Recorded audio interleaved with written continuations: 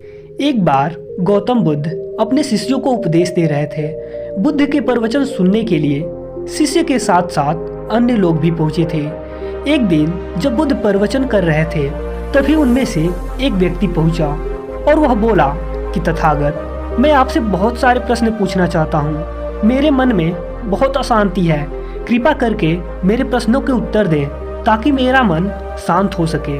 बुद्ध ने कहा कि मैं तुम्हारे प्रश्नों के उत्तर जरूर दूंगा, लेकिन तुम्हें 1 साल तक मौन धारण करना होगा। 1 साल के बाद तुम जो भी पूछोगे तुम्हें उसका उत्तर मिल जाएगा। उस व्यक्ति ने कहा कि 1 साल बाद आप मेरे प्रश्नों का उत्तर अवश्य दे देंगे ना?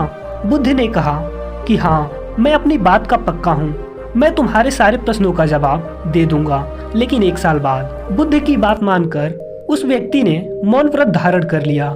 धीरे धीरे वह मौन व्रत की वजह से उसका मन एकाग्र होने लगा, वह ध्यान में उतरने लगा, मन भी शांत होने लगा, उसके सभी प्रश्न खत्म होने लगे।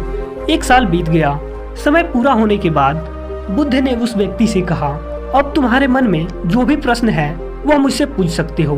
यह बात सुनकर उस व्यक्ति ने हंसा और कहा कि 1 साल पहले मेरे मन में बहुत सारे प्रश्न थे, लेकिन अब सारे प्रश्न शांत हो गए हैं। अब मेरे पास आपसे पूछने के लिए कोई प्रश्न नहीं है। बुद्ध ने उस व्यक्ति से कहा कि जब तक हमारा मन शांत नहीं होता है, हमारे मन में बहुत सारे प्रश्न उठते रहते हैं, उसकी परेशानियां बनी रहती है।